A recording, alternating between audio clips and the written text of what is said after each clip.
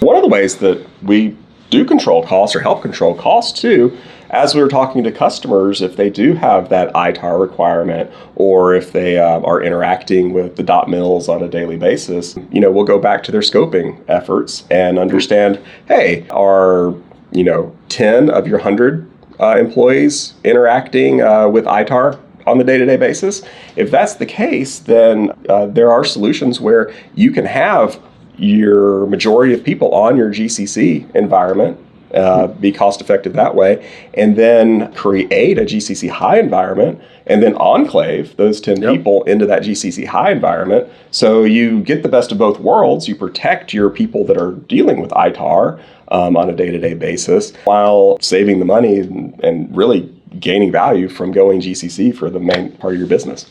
So once again, got to start with the scope, got to figure out what we're going to enclave or not enclave, which then leads to your 365. And then, but then once, like for us, once we make that determination, hey, the bulk of the organization needs to be GCC, what are some of the other tools that then we layer in to help manage desktops, laptops, and things like that, in addition to the 365?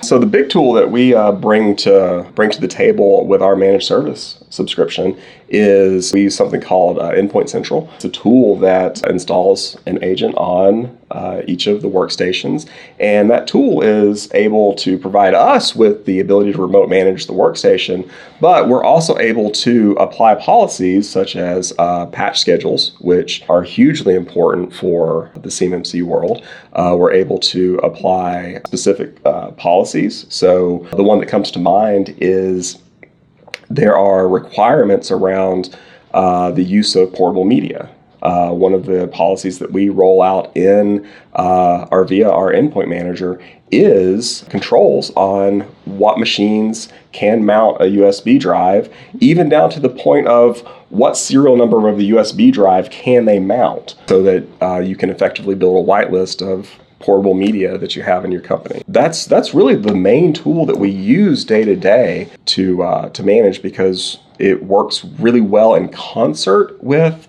the Intra platform on the Windows environments, where it complements the capability set so that we have a full catalog, I suppose you could say, of control across the machines. Right. And then along with that, we also gain asset management or asset inventory. Absolutely. That's another checkbox for the compliance.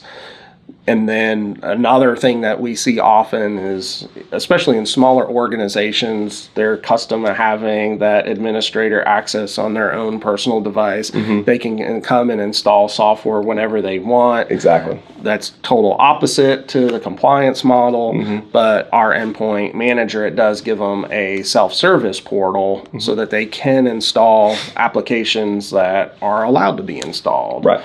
So it is a happy medium there between, hey, somebody has to validate what software applications get installed on a desktop or laptop. That can be done through the endpoint manager. It gets published into the self-service portal.